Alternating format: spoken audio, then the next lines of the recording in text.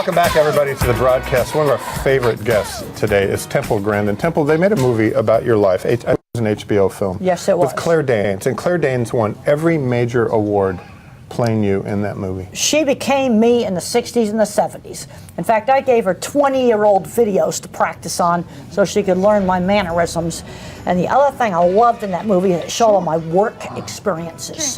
Because I'm really wanting to get the emphasis on the work experiences. All the projects in that movie I actually built. So the film was honest to your life. You would say it was honest and accurate. There are some things they had to compress and change. Sure. But things like showing visual thinking accurately, sensory problems accurately, and showing all the things, projects and things I did, those are accurate. Well, solving those cattle shoot, the whole thing in the industry, in the cattle industry early, I mean, it was really a mess until you solved that shoot problem. Well, also, you've got to get people to operate equipment right. I found back in the 70s and 80s when I was first working on this thing, selling the equipment, getting them to build the equipment was easy. Getting them to operate it correctly, that was really difficult. When you look at Claire Danes in that movie, what jumps out and pleases you the most?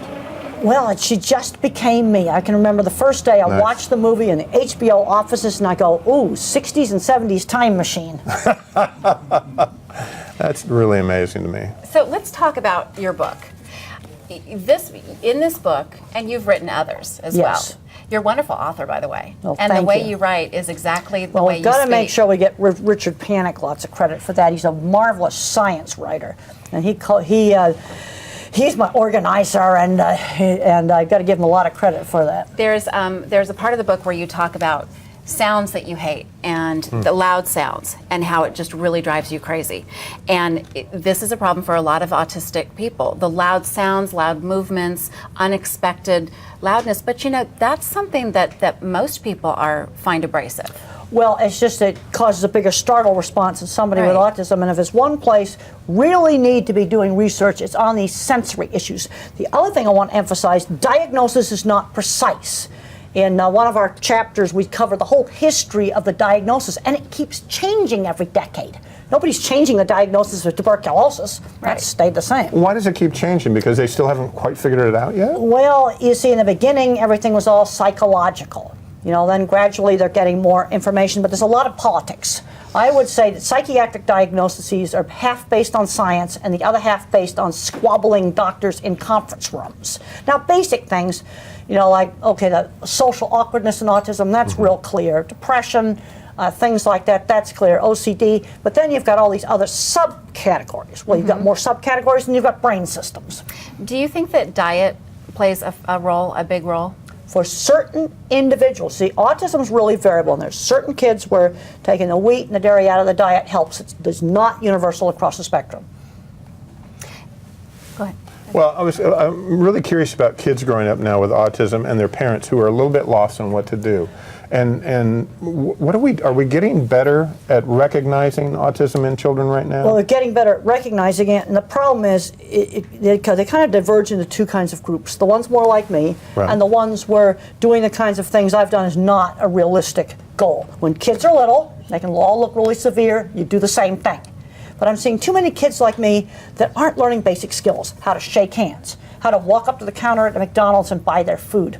Mother had a really good sense of how to stretch me. You can't throw the autistic kid in the deep end, you can't throw surprises at them, but you gotta stretch them. And they also have to learn how to take turns, and they gotta learn sometimes they gotta do some things they don't really want to do.